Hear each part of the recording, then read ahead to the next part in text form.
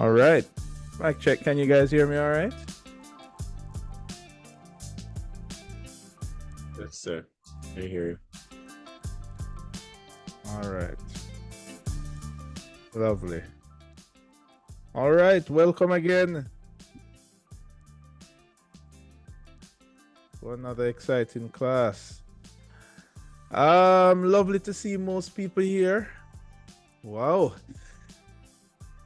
These are some nice numbers. I hope it lasts. Better make good use of it while it lasts. All right, so today we are continuing on infographics, right? And to get stuff going, I have something interesting that I want you guys to see. We can't see all of it, so you might see me skip through a little bit, but the video will be there. I'll put the video on the site so that you guys can see it as well. All right, so I want you guys to check this out.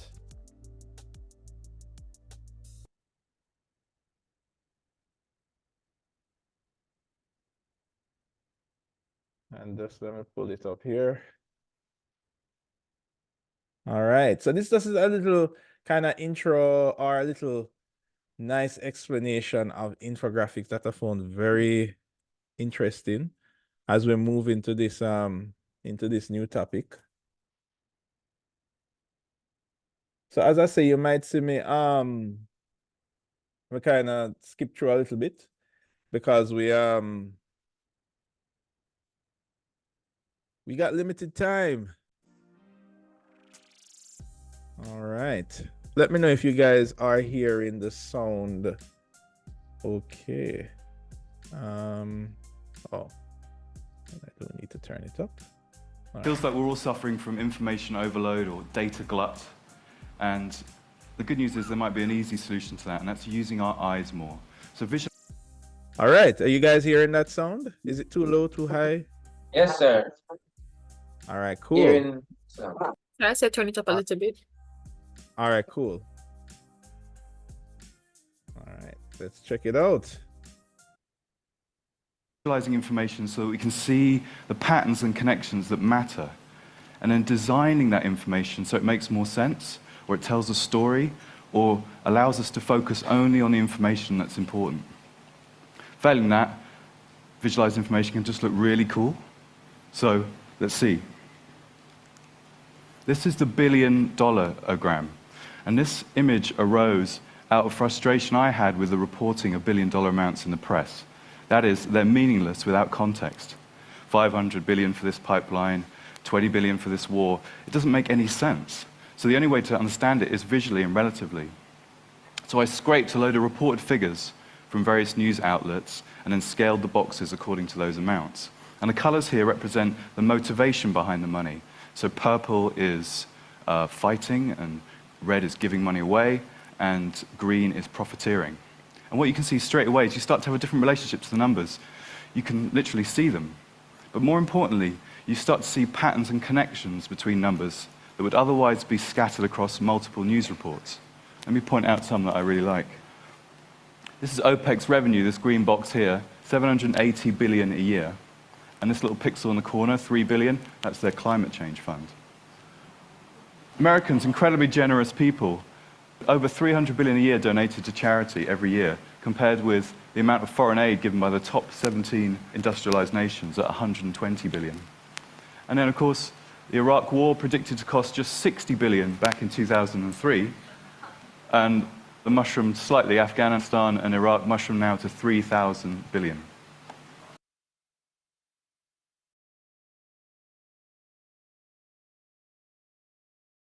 Sorry, I'm muted. Right. Yeah. Have you guys ever seen this kind of diagram before? Anybody? So no. No? Okay. All right, cool.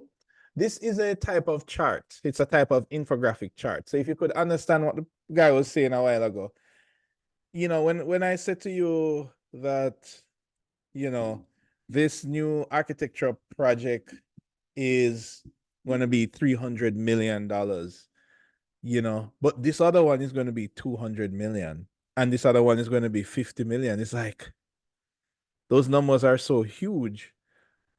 But just like how when you put a entourage in your elevations or renderings, what does the entourage help to convey? Anybody? Context and scale. Scale. Aha, scale. Exactly. And that is what this type of chart does. Because when you hear 300 million, it's like, oh, that's a lot of money, but it doesn't feel like a lot of money until maybe you put it visually on a scale and compare it to, I don't know, the amount of money you pay for your architectural education. And you'll be like, whoa, you know, I could send my whole family to school with the money it costs to put up this one building, right? So immediately when you visually see scale, especially in graphics, not only in architectural drawing, but also in information, all right? So now it's great. Now we have this texture and we can add numbers to it as well. So we can say, well, a new figure comes out. Let's see, African debt. How much of this diagram do you think might be taken up by the debt that Africa owes to the West? Let's take a look. So there it is, 227 billion is what Africa owes. And the recent financial crisis, how much of this diagram might that figure take up? What does that cost the world? Let's take a look at that. Douche, which I think is the appropriate sound effect from that much money. 11,900 billion. So by visualizing this information, we turned it into a landscape that you can explore with your eyes, a kind of map, really, a sort of information map. And when you're lost in information, an information map is kind of useful. So I want to show you another landscape now. I want you to imagine what a landscape of the world's fears might look like. Let's take a look. This is mountains out of molehills, a timeline of global media panic. So I'll label this for you in a second. But the height here, I want to point out, is the intensity of certain fears as reported in the media. Let me point them out. So this, swine flu, pink. Bird flu. SARS, brownish here. Remember that one? The millennium bug. So clearly, this is before COVID-19, or else it will definitely be on this chart as well, right? This was probably like 10 years ago, thereabout. But the lessons are still relevant, all right? Now I want to show you some other information here that is pretty interesting.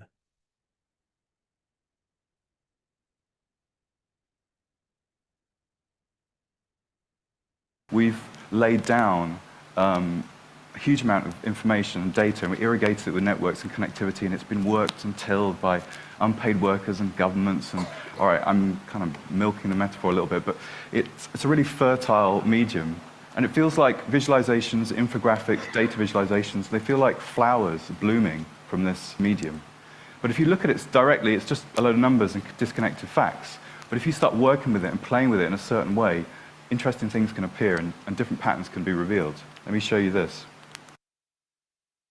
So what he's describing is like, I mean, we have been on planet Earth for a while, right? So while we have been here, there's all this data that has been gathering. Like if you think about like garbage, you know, you use a wrapper, you buy a packet or something, a snack, and you eat the snack and you kind of throw the garbage in the bin, right? I mean, that can have negative effects and so forth. But then there's kind of like data garbage. Like anybody here just sign up just a second Google account so that maybe you need to sign up for this free service and you don't want to use your main Google account, you know, because you're going to get ads or whatever. So you just make a random Google account and sign up. You know what I mean? Anybody here have expendable Google accounts? Anybody? Yes. Oh, yes, sir. Multiple. Exactly. But when you throw that out, what happens to that quote unquote data garbage? And that is what he's explaining here, that nowadays there is so much data all around that it's almost like dirt, like soil. And data visualization is the ability to scoop up large amounts of that data and show it in a visual way, kind of like flowers blooming from that soil. So that is the kind of analogy that he was explaining, that so much data exists around us in every field, not just architecture, but in every field. And data visualization or infographics is what helps us to understand the information. All right.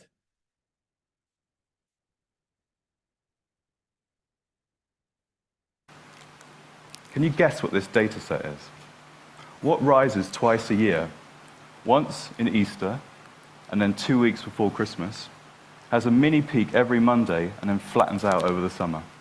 I'll take answers. Chocolate? You might want to get some chocolate in. Any other? Anybody knows what kind of data this would represent? I mean, it's so much. No guesses? I wouldn't have guessed either, right? Let's continue. Other guesses? Shopping. Yeah, retail therapy might help. Sick leave, yeah, you'll definitely want to take some time off. Shall we see?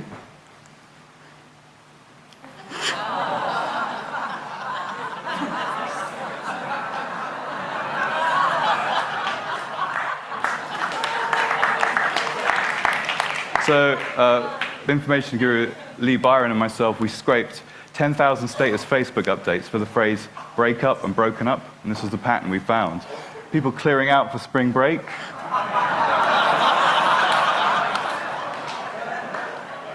Coming out of very bad weekends on a Monday. Being single over the summer. And then the lowest day of the year, of course, Christmas Day. Who would do that? So there's a titanic amount of data out there now, unprecedented.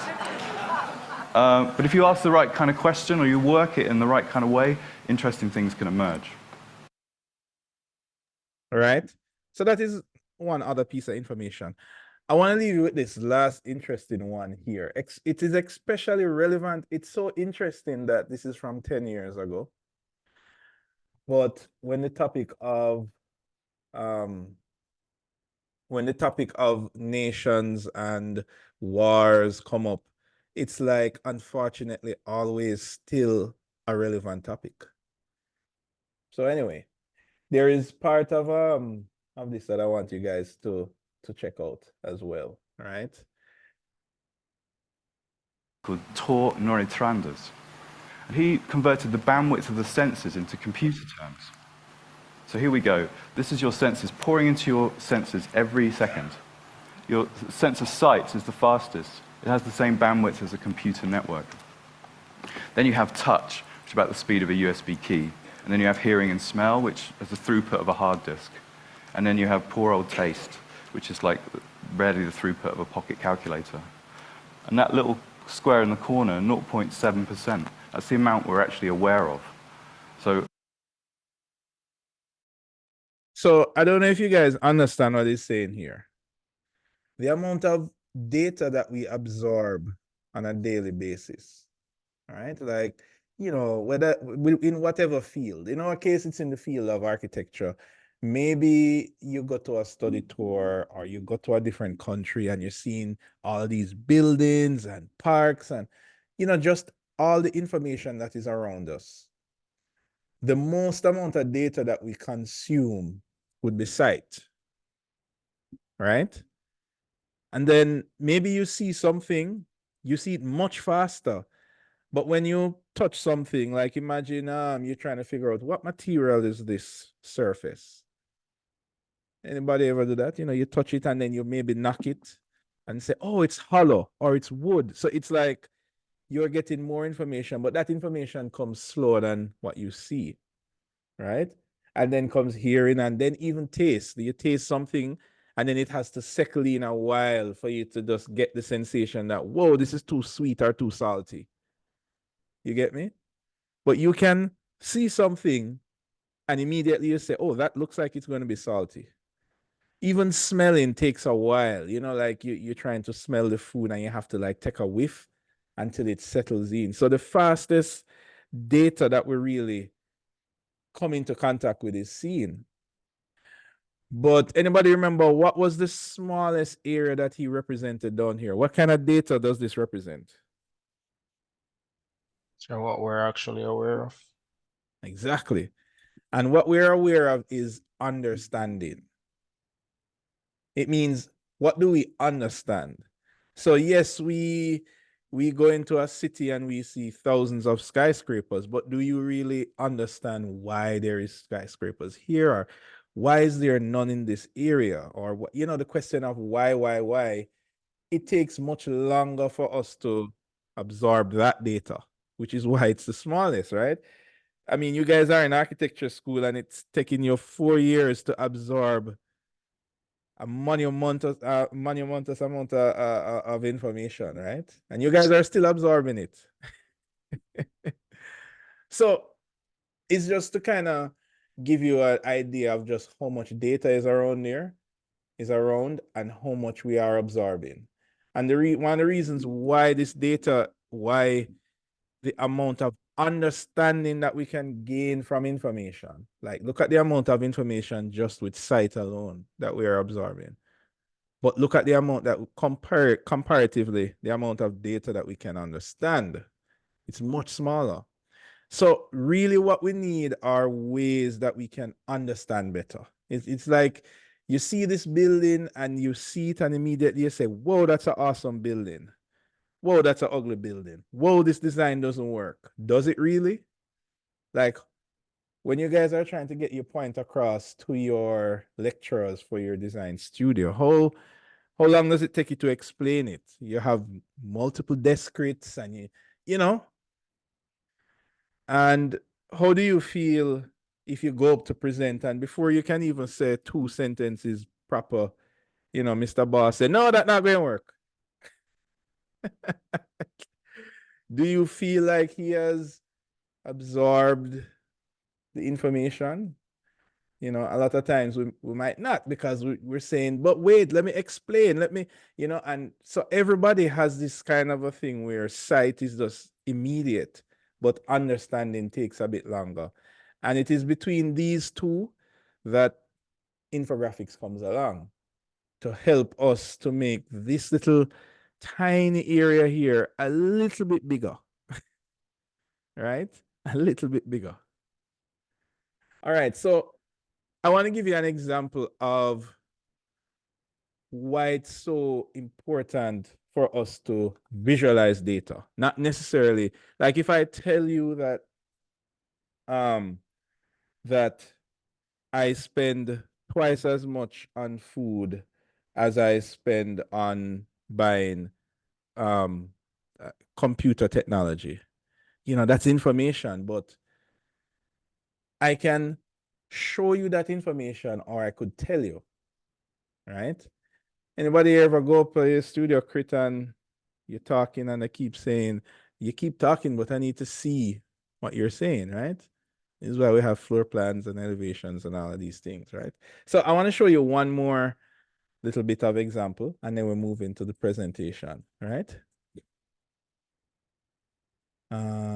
Right after this part. A lot of your vision is pouring, the bulk of it is visual, and it's pouring in, it's unconscious. And the eye is exquisitely sensitive to patterns in variations in color, shape, and pattern. It loves them, it calls them beautiful. It's the language of the eye. And if you combine the language of the eye with the language of the mind, which is about words and numbers and concepts, you start speaking 2 languages simultaneously, each enhancing the other. So when you saw this image here, immediately before you saw the word, I mean, you can't see the words probably because it's a bit blurry. Can you guys see I mean, you can make out that it's circles, right? Hopefully, right? Yes, Yes, sir. sir. Right. Immediately, before you even realize that you are thinking, I don't know if that sounds proper, but before you realize that you are thinking about something, you can immediately see, oh, there are some big circles on the screen and there are some little ones. And the big ones are on the outside and the little ones are in the middle. Like your eyes gathers that information and your brain already knows it before you realize that you know it. I don't know if that sounds confusing. But that is only one layer of information, which is what you see, right? So what he's speaking about is the other layer of information, enhancing the other. which is what you read, right? So immediately when you combine these two information, the shape of the circles and the text that is in there, it's like more powerful than if you just saw the text alone or if you just saw the image alone. All right. All right. Now, let me give you an example of this, and I want you guys to listen to this part carefully. To alter our perspective or change our views. Let me ask you a simple question with a really simple answer. Who has the biggest military budget? It's got to be America, right? Massive. 609 billion in 2008, 607 rather. So massive, in fact, that it can contain all the other military budgets in the world inside itself. Gobble, gobble, gobble, gobble, gobble. Now, you can see Africa's total debt there and the UK budget deficit for reference. So that might well chime with your view that America is a sort of warmongering military machine out to overpower the world with its huge industrial military complex. But is it true that America has the biggest military budget? All right. So everybody probably figured this already, right? You especially nowadays where there's at least 2 wars happening now. You know, it's publicized. It's said that okay, America has the largest military budget. All right. But let's dig a little deeper when you can visualize some more data. Because America is an incredibly rich country. In fact, it's so massively rich that it can contain the 4 other top industrialized nations' economies inside itself. It's so vastly rich. So its military budget is bound to be enormous. So to be fair and to alter our perspective, we have to bring in another data set. That data set is GDP, or what the country's earning. Who has the biggest budget as a proportion of GDP? Let's have a look. That changes the picture considerably. Do you remember when, well, not to say when, COVID is still around, but when we were talking about the deaths of COVID, they didn't do it according to how much persons die in each country, right? How did they measure COVID? Anybody remembers? Sure, it was percentage based, so it was based on the population.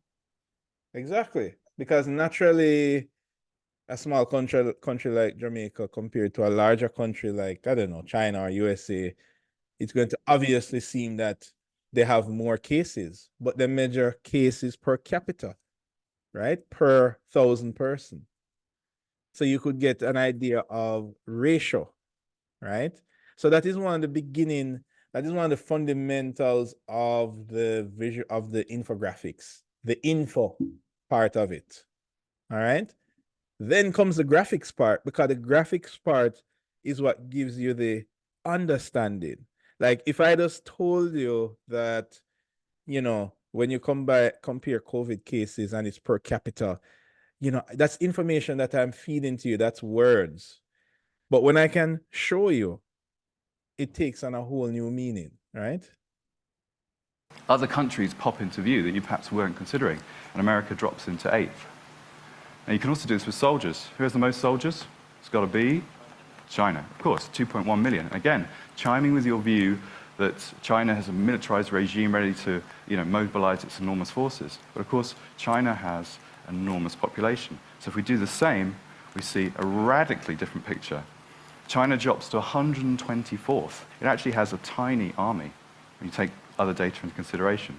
So exactly. And that's because a country like North Korea, you have to be in the military.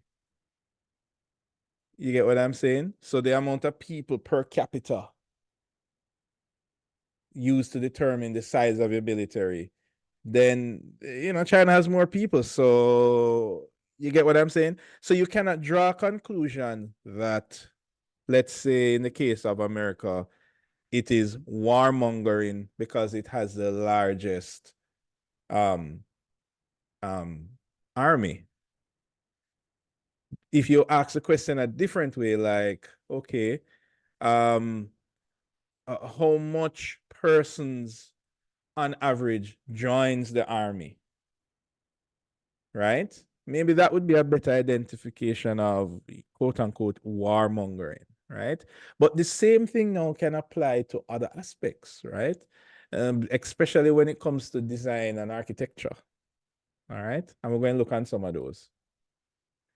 All right. So let's just wrap up this. Absolute figures, like the military budget, in a connected world kind of don't give you the whole picture. They're not as true as they could be. We need relative figures that are connected to other data so that we can see a fuller picture. And then that can lead to us changing our perspective. As Hans Rosling, the master, my master, said, let the data set change your mindset.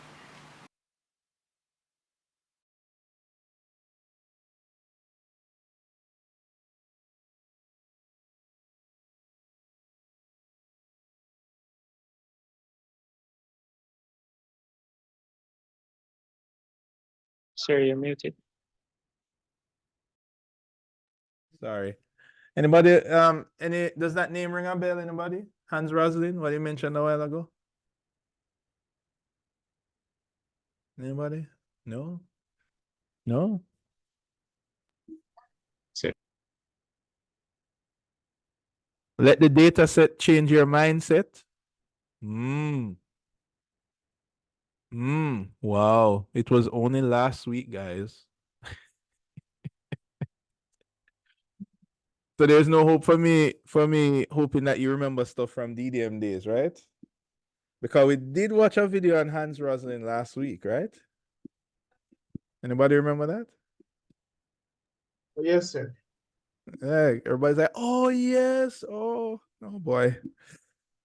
We will have fun in this assignment, right? Hoping that you remember stuff from DDM days. All right. So yes, so that's just a little introduction to data, right? And a little bit on why it's so important to visualize the data, right? And that kind of leads us into our introduction today, right? So before we learn about architectural infographics, we want to kind of understand exactly what is infographics, all right? And let's start from why it became so important. See this guy?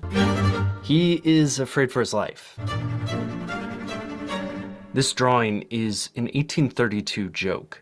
It's a riff on how nobody knew how to prevent cholera. You might suspend a chorus over your masked mouth, or wear a copper breastplate and tie pitchers of water behind your calves. Anything to keep the disease away.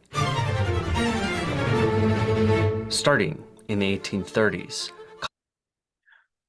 Anybody know of this sickness named cholera? Anybody?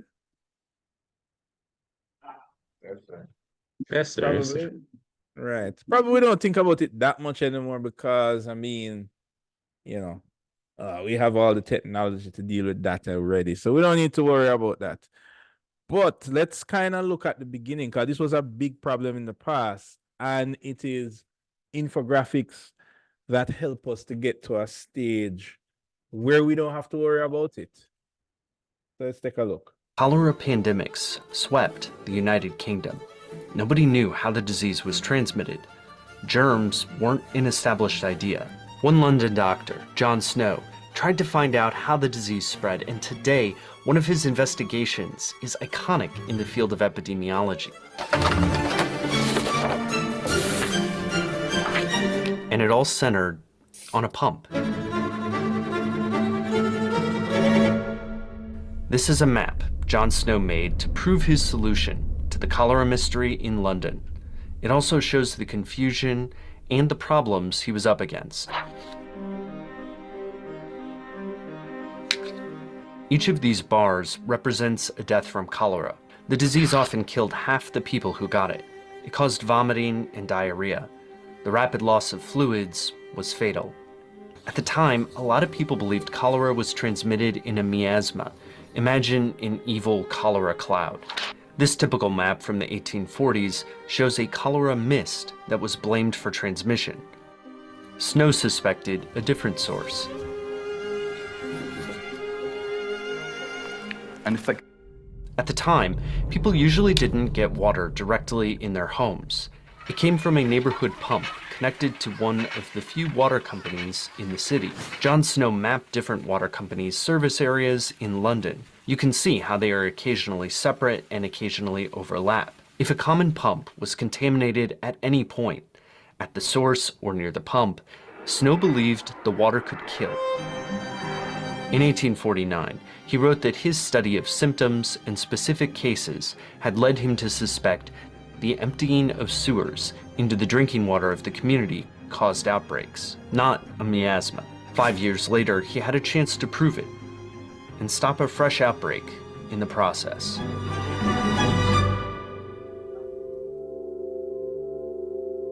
In August 1854, 20 people lived here at 40 Broad Street, including an infant who died of cholera. After her death, Snow started to investigate the outbreak. He didn't think the original water source was the problem, but he thought something might be wrong down the line. At the pump, he took samples of the water. They seemed clean, but he wasn't satisfied because more people were getting sick. He asked questions up and down the street where one man had noticed a bad smell from his water. Snow asked the registrar for a list of people who died. He started going house by house to interview the survivors, and many of the dead had taken water from the pump. He became convinced the Broad Street pump was the common link among the dead. He wrote, "I had an interview with the Board of Guardians of St. James Parish on the evening of Thursday, 7th September, and represented the above circumstances to them.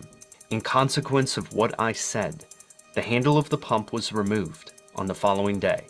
People stopped using the water." But Snow had not won yet. Newspapers reported the streets were covered in lime. The city was using it as a powerful disinfectant on the streets. That showed they weren't fully convinced the pump was the problem. They still suspected miasma. So Snow bolstered his case through investigation and recording. He learned the 18 workers who died at this factory had drunk from big barrels of water drawn from the pump. At the same time, unlikely survivors could serve as proof of Snow's theory. According to miasma theory, this place would have been covered in cholera clouds, affecting all workers. But Snow learned the workhouse had its own well. No bad water got in. The same went for this brewery. That's because Snow learned the workers there drank from the brewery's water supply, or more likely, only drank the free malt liquor they got on the job. That's right. Drinking on the job saved their lives. Snow strengthened his argument and his map. He adjusted the location of the pump to show how close it was to 40 Broad Street and drew a dotted line. He showed a zone where it would be closest to walk to the Broad Street pump rather than another one. That zone is where most people died. He tabulated every death by date to do it. This was paired with a local reverend's similar data-driven investigations. A local surveyor looked at the plumbing at 40 Broad Street, where the infant had died. He learned that the cesspool, where sewage collected, was poorly designed and lined with decaying bricks. When the infant's diapers had been washed, the cholera-carrying water had leaked into the Broad Street pump supply. John Snow died in 1858. His obituary read, "Dr. John Snow, this well-known physician, died at noon on the 16th instant at his house in Sackville Street from an attack of apoplexy. His researches on chloroform and other anesthetics were appreciated by the profession." At the time, Snow was more famous for stuff like a chloroform inhaler than a map. It took years for the investigation of John Snow to become an example for subsequent outbreaks and epidemiology textbooks, and it slowly, eventually, helped end the miasma myth. That's because Snow did not just make a map of a city, it's a map of his process and the field it shaped. It gave direction to a world where disease didn't have to be hidden in a cloud. Instead, it could start at a pump. So basically, what happened is that he collected all of this data and information, right? And showed it to all of the local persons, right? And just telling them about the information wasn't enough. But immediately, just putting a little mark, and I'll show you this. Just putting a little dot on a map to represent the numbers and information that were told to the people long before so much people died is like immediately click that, wait a minute, there are more dots in this area than there are in this area. So obviously something is wrong in this area. I mean, I guess common sense would kind of tell, I mean, do you even need common sense if somebody tells you that there might be something that kills you and there's a possibility that drinking this water would kill you, right? So it just goes to show that showing the information, it wasn't until this famous map was shown that persons who are not connected to the medical field, right? And if you think about architecture as well, like you talk to your lecturers and you tell them about where is my entrance and this is the reason that this room is bigger than that room and all of this stuff, that's great. But what about the other persons that haven't done 4 or 10 years of studying architecture? The same kind of situation happened here, where if I was a fellow doctor, immediately I would say, oh, this data is true or whatever. But not everyone is doctors are in the medical field. So the only way to bridge that gap is to travel in the area of visualization, right? It doesn't matter if you are a child or a doctor or a mechanic. If you look on these dots, just by the nature of seeing these dots on a map, you can immediately know that, okay, something is going on in this area where the dots are more. And that was the key that could convince so much persons that, hey, this might be the problem. And this is kind of, I mean, you know, it had to take a couple people dying and all of that, but out of this is where infographics was born, right? And then we started to represent infographics in pretty much anything that you want to communicate immediately.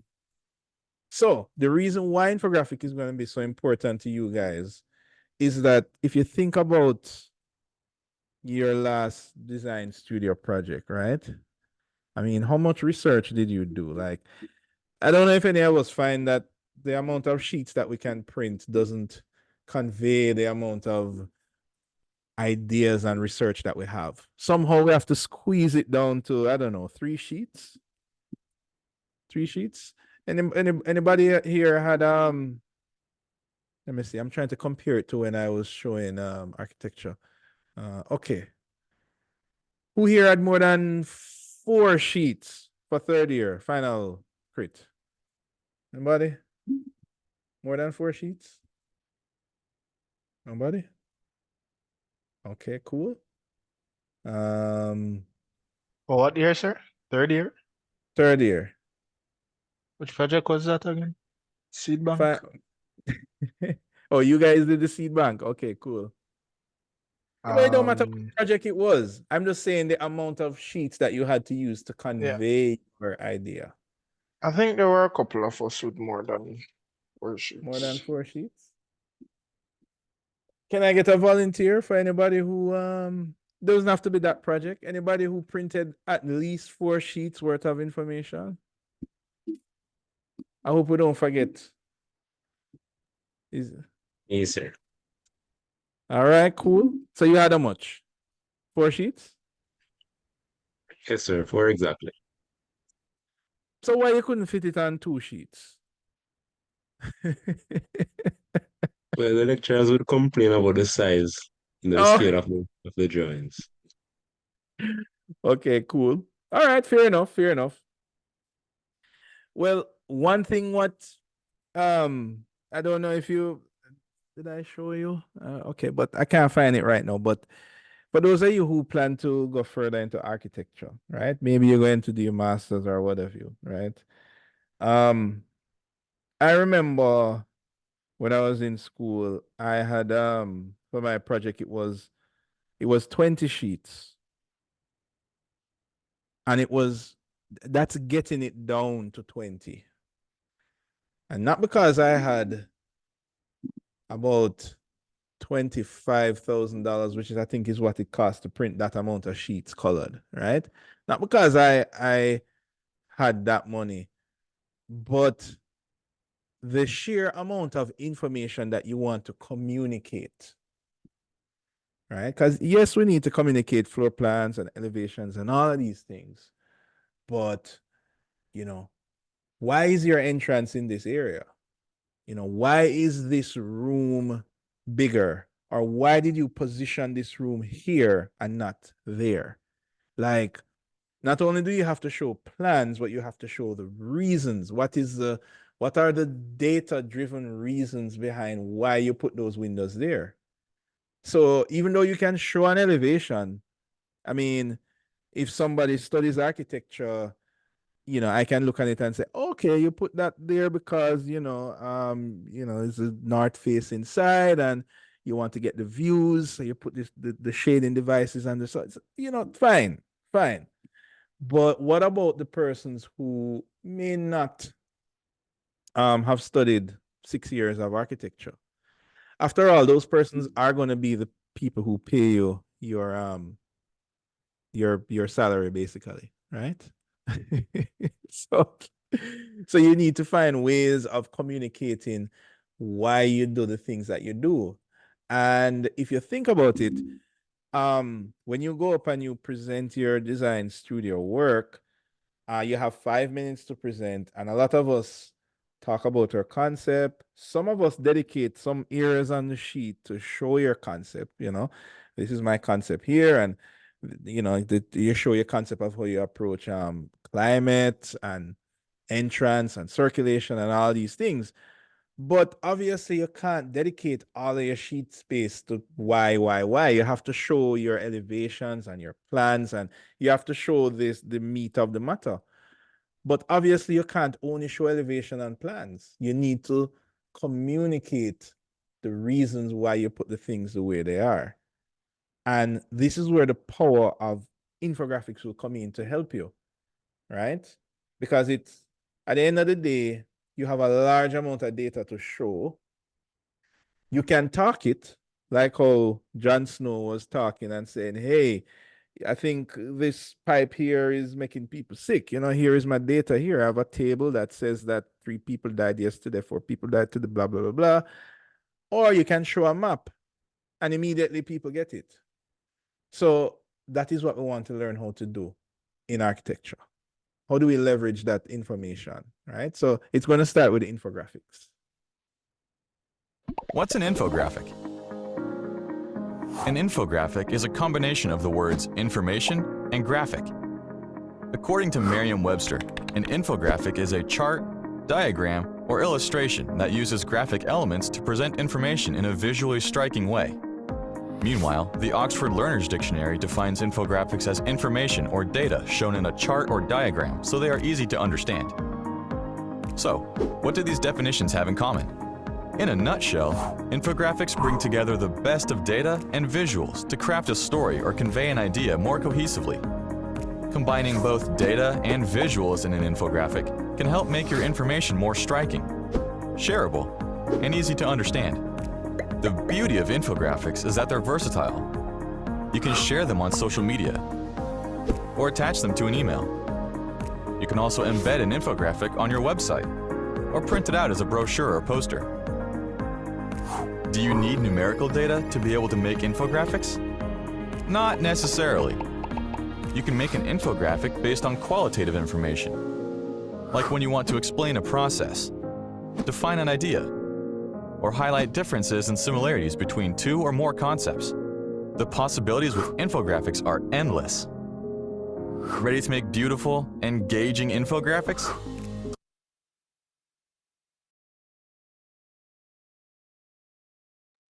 So, any of this sound a little familiar, like things that we could actually use?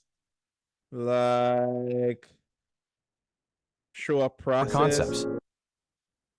define an idea, highlight differences and similarities. What do you think, Janelle? Sounds like something we could use in architecture, don't it?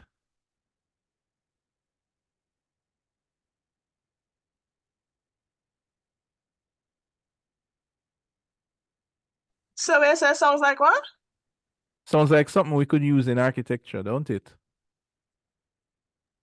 Yes, sir. All right. So that is exactly what we want to learn how to do. All right. So it is graphical visual representation of information, data, or knowledge intended to present quickly and clearly. The word quickly there is super important. I can't remember, but like how much time do they normally give you to do your final crit? What was the last time? All right, how much time them asked for, not how much you took. Because some of us take like a good 15 minutes. But how much do your lecturers normally ask for? Anybody? About 5 minutes, sir. Aha! About 5 minutes. yes. So if memory serves me right, you use maybe about 2 months, maybe 3, depending on how quick you worked on your final project. So you do about 2 months of research, drawings, and all of that, but you must spend 5 minutes to explain it. Right? Sounds like a challenge, and it usually is. So I will be looking out for how some of you solve this problem for your design studio this semester. All right. All right, so they can improve cognition by utilizing graphics to enhance the human visual system ability to recognize pattern and trends, right?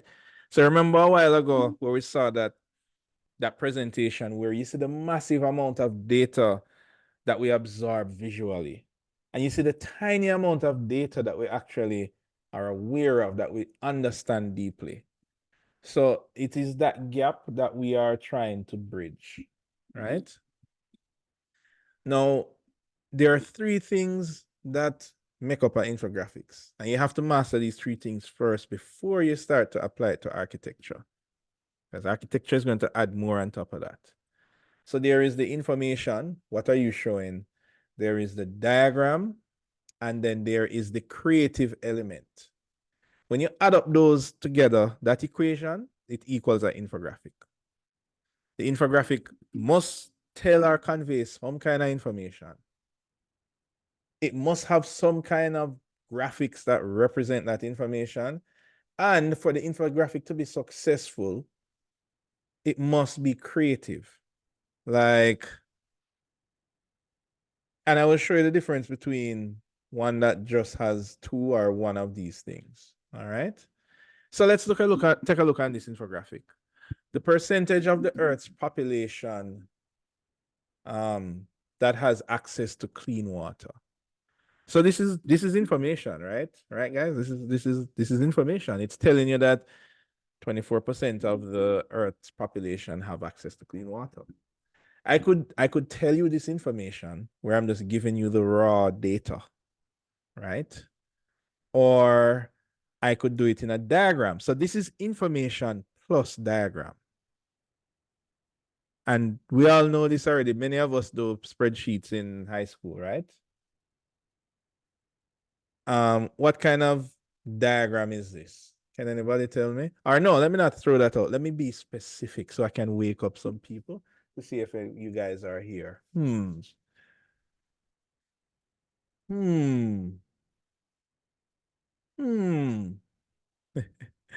Denny, what kind of diagram is this? You must remember this. from IT days in school. Everybody use Excel. Reeves, are you there?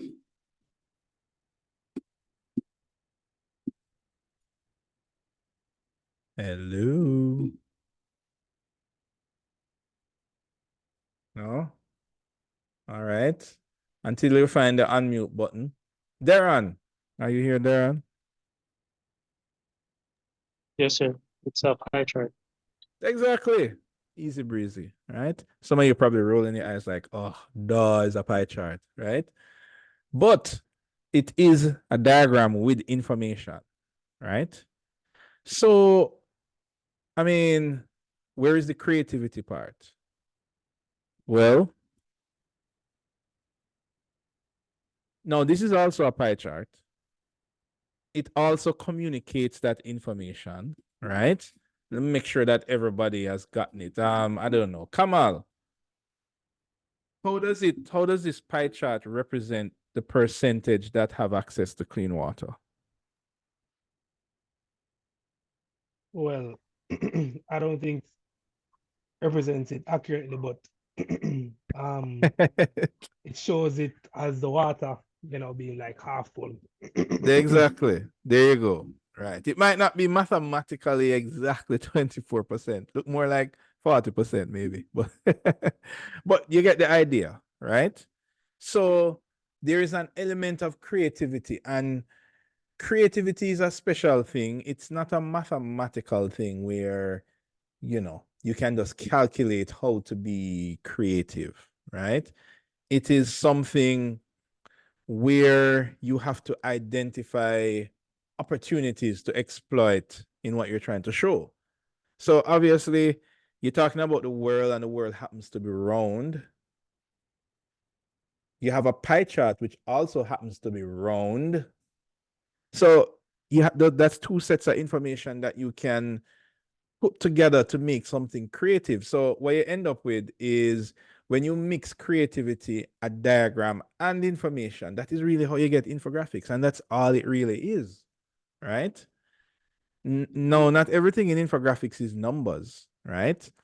Because information doesn't have to be numbers. Information could be a sentence, it could be a paragraph, or it could be a set of numbers, right? That's information, right? A diagram doesn't have to be a pie chart.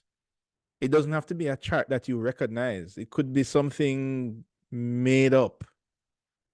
But the infographic has to have these three things. And if it don't have three of them, then it's not really infographics. It's just like graphics, right? All right. Does everybody understand? Like, have I left anybody in the dust? Because this is the fundamentals of infographic, right? You guys are going to be going on to do your own thing. And I don't want you to give me something that is not an infographic. Let's put it that way. All right. All right. Anybody that have any questions? Have I left anybody behind? Everybody awake? Everybody here? All right, Yes, sir, we're here. continuing. Okay, cool. Proof of life, sir. But this is also an infographic, and it's creative. So what's wrong with it?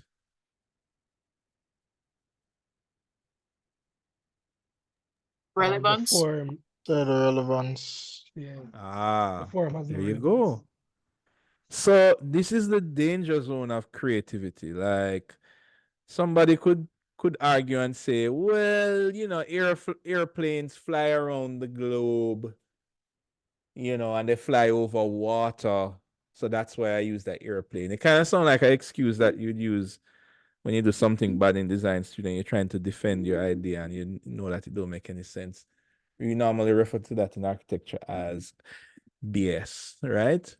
But here it is pretty obvious that yes, it's creative, but it is not relevant to the idea.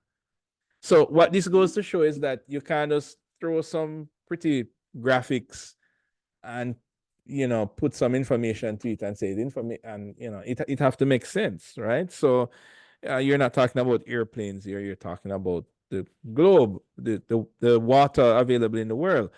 With that said, you didn't have to use a globe, a world map. you could use something else, you know, that could maybe be equally creative, like, I don't know, a bubble, or I don't know, I'm just thinking up stuff. But it just goes to show that the infographic also has to be relevant, right? Remember, the objective is that graphics used in infographics should improve cognition by utilizing graphical themes, shape, patterns, etc., to enhance the human's visual system, the ability to see the information. So in this case, you know, the visual is thinking airplane, but the info is saying, well, you know, percentage of clean water. So it's if anything, this is an infographic, because it's making you lose the data and then give you data. So the shape of the infographic also conveys the information. Like, for example, if I don't have a, actually I do, wait. Where are you? Where are you? Excuse me, sir. If, yeah, question? Mm-hmm. I just realized when you were talking about this slide and you were saying that like by marks the percentage may be incorrect. Looking back at it, no, it might be right, because since it's a map of the world, and for example, 71% of it is water and the actual land part, it kind of would work out to that actual blue area being 24% to 20%. Well, there you go. There you go. That's if we want to get all. Hey, that's the other thing about the infographic. It is not tied to being mathematically correct, but it has to be commonsensically relevant and correct. So, right. So thanks for that point. So what I wanted to say is that if you could imagine that you did not see this, none of this information here, and all you saw was the world map, you know, the fact that you are talking about, you see a globe and you see water, it does, you remember when we saw that first diagram and I showed you the circles without the words in there? Like your brain already knew before you realized that your brain knew that it's a world map. Like that, so right away, that is information that was conveyed to you before you even start to know that you're talking about water, or, you know, percentage of clean water available. So that's what I mean by the shape of the information houses, the shape of the graphic houses information itself, which is why the graphic has to be relevant, right? Relevant, because the shape of this is not relevant to what you're talking about. So you have the diagram and you have the information. So especially in architecture, we use a lot of, for example, informational infographics, which is like this. So this shows you a diagram, and before you even start reading what this text is about, you know, some words that comes to mind is, okay, you're talking about recycling, you're talking about garbage, is the shape of this icon.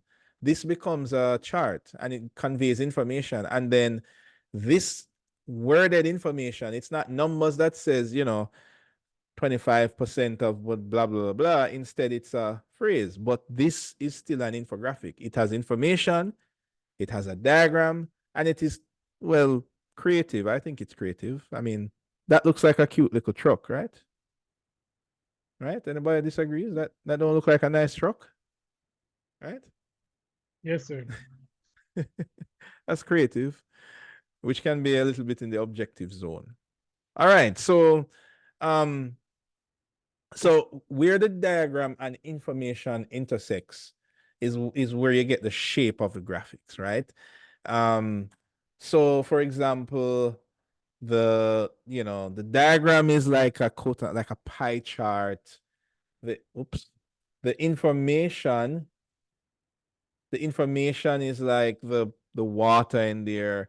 You know, both of them are intersecting, and that's how you have a good infographics, when you have layered information, because our brains are good when it comes to picking up patterns, right? It's like, and if you think about how amazing it is, like, you know, you're talking to your parents tell you, you know, tell Chantal that every day before you go to your bed, you always ask for milk, right? Right? Because you're going to your bed and you want milk. And it's like, but that's because your parents' brain recognize a pattern from, you know, 20, well, I don't know how old they are, but, you know, 10 years ago. Like, you know, so your brain can recognize pattern that spans even years, right? Much less a simple diagram. You know, you look on your friend's design and you can say, every time you do a design, I notice you always put this thing on it. Your brain pick up a pattern. Even before you recognize, your brain already put two and two together. So this is why the shape of the information matters a whole lot, right? So even this one where you're talking about something to do with food and that kind of stuff, you know, before you even, I mean, your brain knows that you're talking about food because it's a fork and a plate and blah, blah, blah, blah. Relevant, all relevant information. But if you look at this one here, this one doesn't, it's not a pie chart. This one is talking about London ice rinks. And it's like a place that you skate around. And it is saying, you know, Londoners will skate over 1 million kilometers this winter. Right? What are some of the relevant graphical elements that you're seeing here? Lamar, in this infographic, what are some of the relevant graphical information that you're seeing here?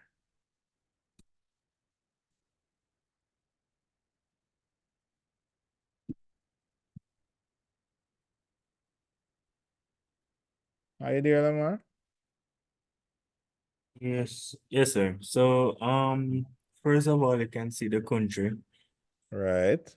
and as it speaking as it relates to Iceland, you can see the snowflakes and the skating and all of that. So Right. it kind of give you a sense of idea what's happening without you Cool. even after reading anything about it. Cool, cool. There's one other thing that it gives you. What else? From the country to the next. You're close. Anybody else? What's the other graphical element that it kind of gives you to kind of drive it home? The ice skating figures. Right. Well, yes. You're even warmer. The swirls to indicate movement. Exactly. Exactly. Because they're like, you know, swishing around or whatever. So, you know, and all of that comes together to give you creative. So in this case, it is an informational one because it is telling you information. It's not, it even gives you some numbers as well, but it don't necessarily use a pie chart. But it still uses a form of chart, like this shape here of the map.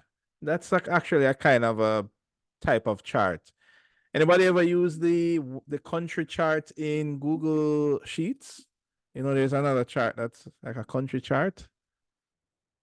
No, you should check that one out. So, you know, you have pie chart and bar chart and blah, blah, blah. There's another one for location chart, they call it, right? So, yeah. So, in a way, it is using a type of chart. But anyway, the shape of these information, it combines to tell you this data, right? This one here, now remember when I talked about the layering of information, and this is what will separate those of you who do a good infographic from an okay infographic, right? Because it's almost like saying, the best way I can explain it is when you layer information together, is almost like it's almost like you combine the information in a way for your brain to better absorb it. The best thing I can think of is like, imagine you're eating and you kind of separate the chicken from the rice and the vegetable. But who here likes to just mix up them food into one big blob and just eat it? maybe maybe not everybody, right? But some people would mix up the rice and everything together and just make one big blob and then they eat it. So it's kind of like when you have an infographic and you're able to not have separate information but have layered information where one thing also means another thing. Your brain can absorb that thing, that information quickly. So let me give you an example because this one is a good one of that, right? So this is mapping paid maternity leave per country, right? Right.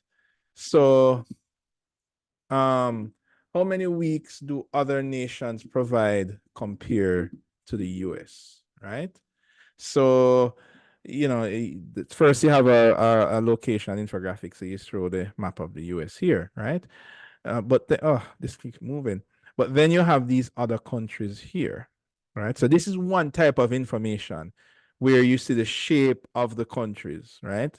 Now, maybe you don't recognize all of these shapes. You know, maybe you recognize the US and maybe Japan, you know, but not everybody knows the shapes. So fine, you also have the names, right? But two types of information here that overlaps. You have the shape, you have the number. So we can say, okay, South Africa gives 12 more maternity days leave compared to the US. You can know it because you see the 12. You see the shape of South Africa. If you come from South Africa, you can maybe recognize that shape. Just like how we can recognize the shape of Jamaica. Immediately we see it and oh, that's Jamaica. But we're not necessarily familiar with South Africa, maybe some of us. But the shape and the number, those are two layered information that communicate something to us. Who can tell me what is the other layer of information that is being communicated to us in this infographic? Now opening this one out, because we have only half an hour. Anybody? What other information is being communicated? We have the shape of the country. We have the number of maternity leave days, more than what the US provide. Both of those information are overlapping, but there's another information that is being fed to us at the same time. That is not is it separate. what's good and what is bad? I don't You're know. close. The You almost colors, got sir. it. Aha. Who is that? Lamar got it? How Yes, is sir. it done? Lamar. All right, Lamar. You get 500 virtual dollars. Well, nowadays $500 can't buy nothing much, not even a KFC meal, but anyway, so the colors. So in addition to the number, what information do you think the colors are telling us?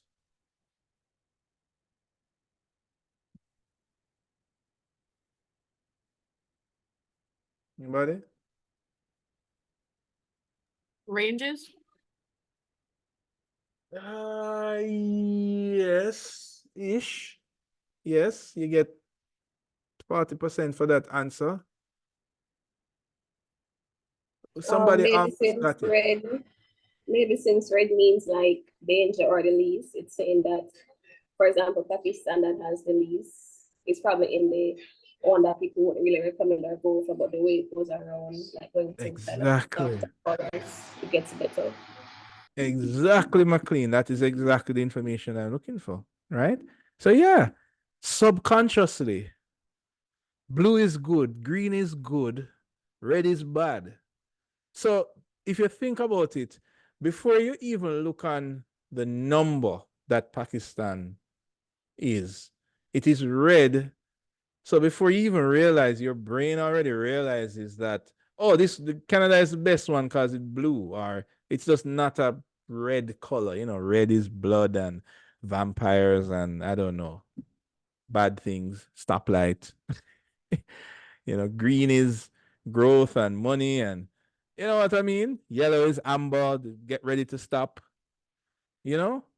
So automatically the color is being communicated. So what I mean by overlapping data is you have the words, you have the diagram. In this case, it's a map, and you also have the color. But the important thing is that all that information is overlapping. Now, if you look on this diagram here that I showed you, right? These informations are not overlapping, but it's still an infographic. So for example, this you're talking about materials and recycling. So you have a cute icon of a garbage truck. And then you have the information on the right. Still an infographic, but it's not like overlapping. Your brain kind of read those as two separate types of information. But the beauty about this is that you're saying something, but it's like you're sneaking in additional information through the back door. Right? It's like, so if you're able to master this, then imagine you're doing your presentation of your design, but you can allow the people you're presenting to feel a certain way. You know what I mean? Suppose you want them to feel a certain way. So apart from showing them the floor plans and the elevation and maybe some statistics, that show, okay, this area will house more people than that area. But what if you could sneak in some more information to get them to feel, in a way that helps your design? And that's how you win projects, and that's how you beat out the competition, right? So, if you're doing a cabin in the woods and you're communicating that this is the floor plan of my cabin, but how can I allow you to feel a cozy cabin feel? Right? Maybe it's through color, maybe it's through, I don't know, the graphics that you use. So this is the power that you have with infographics. It is the ability to show you information, not only to show it, but to layer it. And it's almost like you package that data and you send it into the person's brain, but you can attach additional data that you can send as well. All right. There, any other question? Or your hand catch the mute button? Okay. All right. Right. So here are some other examples. How much 19 major car brands make money every second, right? So it's telling you how much money they make every second. And they have a couple of types of information here. So zoom in. So you have the brands. So believe it or not, this is a type of chart because most of us know the shape of this brand even before you see the name. Right? So that's telling you an information. So in this case, look on the layout. So it has a bar chart. The bar chart is the same color as the brand, so that ties the team together, right? And then you have these circles. So immediately, these little circle, big circle. Your brain, this connects with your brain immediately, right? All right, we can look on this one as well. So this is showing you buildings around the world and how lean they are, right? So imagine you had the shape of the building tells you the type of building it is. And some of us recognize some of these buildings, but maybe not all of them. They're famous buildings. But you can see that they're lean. Maybe it's not exactly lean 3 degrees and 4 degrees, but you get the idea. So this is also overlaying information. It is the building is leaning, which that is communicating information, but it is layered on top of the fact that but I shouldn't be telling you this. You guys should be telling me this. So, Rodrina, what's the different types of layered information that this is showing me?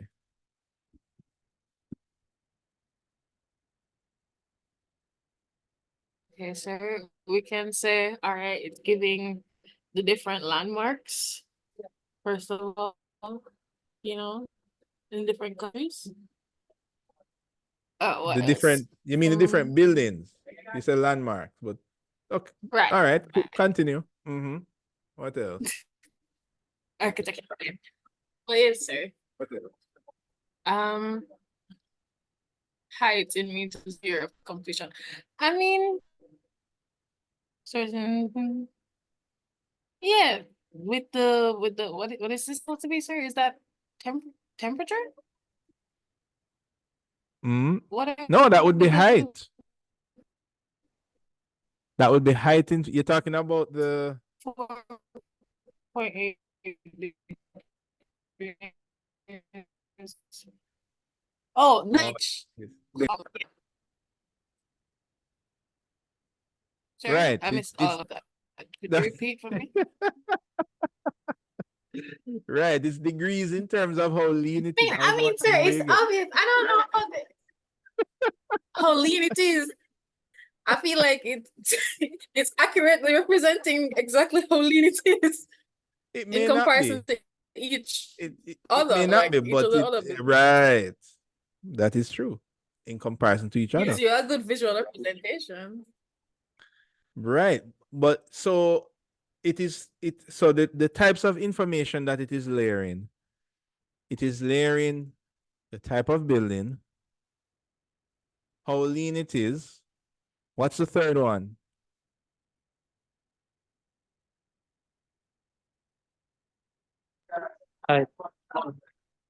Height. Exactly. And all of those informations are overlapping. Now, it is also telling you where the buildings are located. How does it communicate that information to you? Who can tell me that? Through text, sir. Exactly. And the text is below. But that information is not overlapping, meaning if you think of information being delivered to your brain in terms of shopping carts, right? So one shopping cart has the height of the building, the degree that it's leaning, and the type of the building, clock tower, whatever. That fills one shopping cart, and that is sent to your brain. You have to get a brand new shopping cart to convey the information of where it is and what year it was built. Because that information is below. So it's like that information is not in the same shopping cart as the other information. So that's what I'm trying to get to you, that when you're doing an infographic, you want to try and, well, I'm going to be careful saying this, but you want to try and put everything in one shopping cart so you can deliver that to your audience. All right? The less shopping carts you have is the less sheets you have. The more sheets you have is the more information you have. Now, I'm not saying that you should try and just cram everything into one infographic, because what you will find is that is the other end of the spectrum. Like, it's easy to slide into that other extreme. You don't want to do that. But at the same time, you want to, in a clever way. Anybody go to the supermarket and pack them things differently? Like you put all the tin stuff in one bag and you put all the bread in another bag. What if you put the bread with the tin stuff? What will happen? Anybody ever do that normally? What will happen? The bread will squeeze up. Exactly. So you want to pack the information in a way that makes sense and not try to cram everything together, right? All right, cool. So an infographic can say more than 1,000 words. I'm sure most of us have seen resumes that kind of have this look where you don't have to say everything.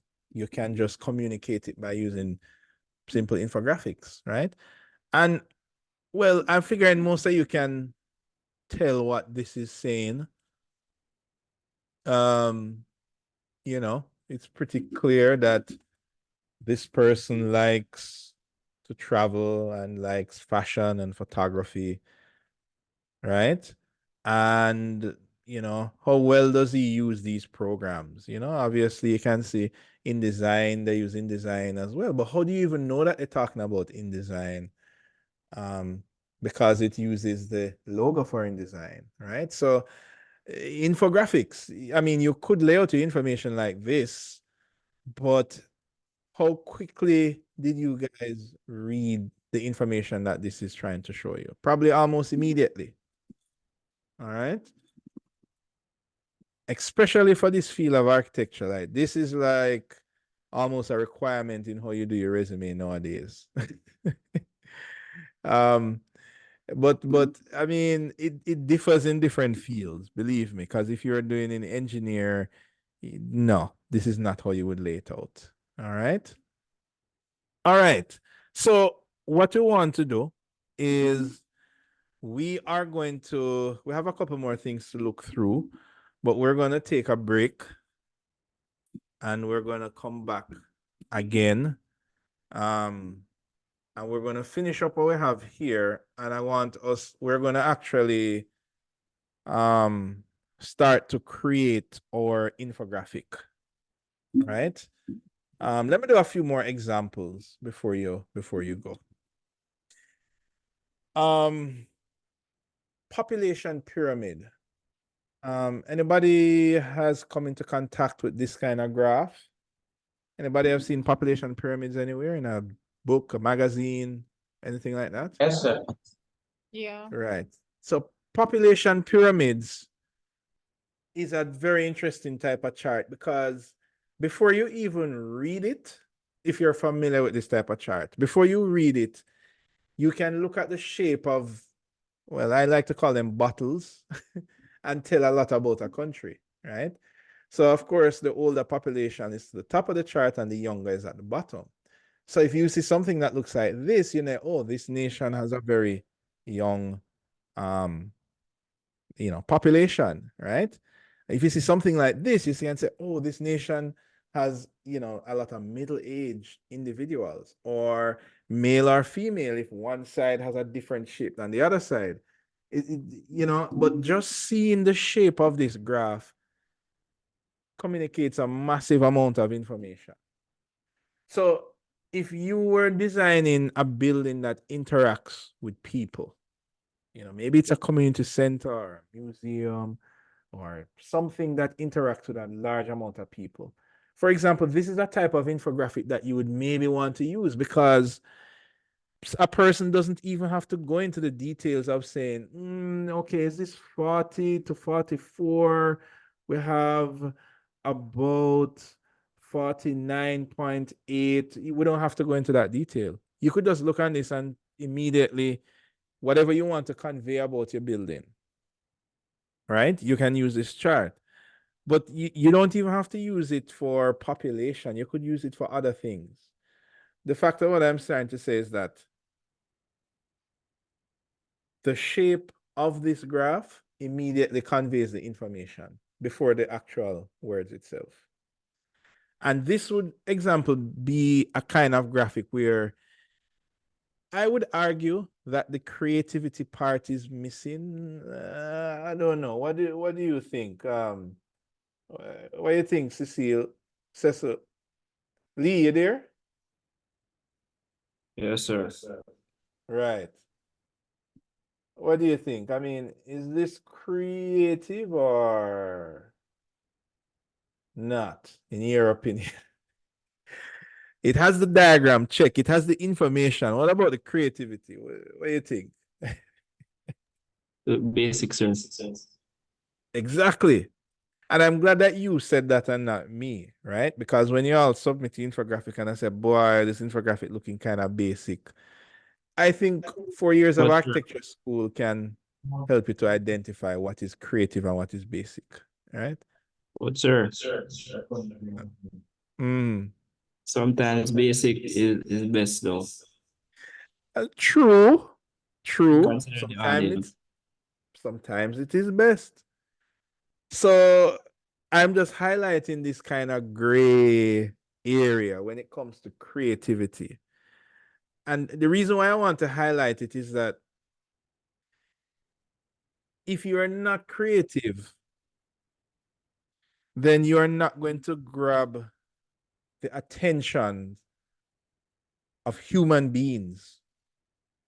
Because human beings are creative people. Like, an AI or a robot, they don't want to, it is harder for them to recognize creativity. But when you hear a witty joke on social media or a funny comment, in a comic book, it does something to your brain and you say, oh, that's interesting. It releases endorphins. So I'm trying to say that you may argue and say that, well, this is creative in some sense of the way. The true answer to that is how receptive is your audience, right?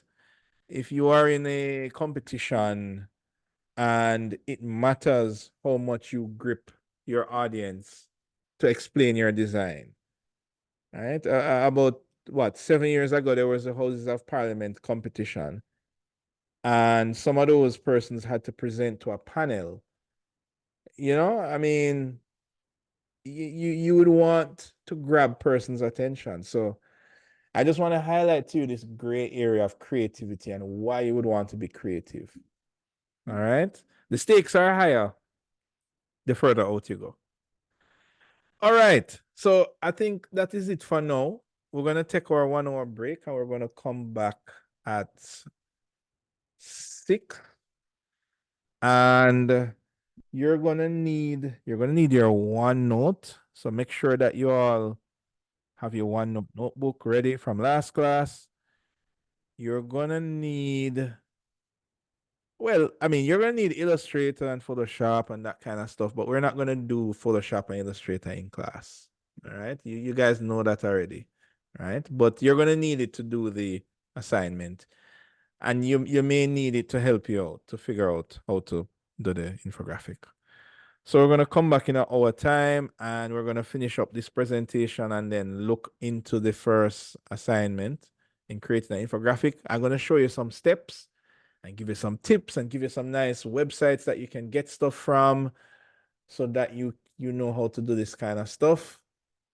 And you all will show me that you have learned how to do this stuff when you get some high grades in the assignments. All right. All right. So I'll see you again in an hour time. All right. Sir, as we're going, I noticed that we don't have access to the mirror board anymore, sir. Oh yes. So we're gonna use it. Yeah, so you'll get access in a couple of minutes. I'm gonna go and enable it because we're gonna use it today. All right. Okay, sir, no problem. Thank you. All right. See you in a bit.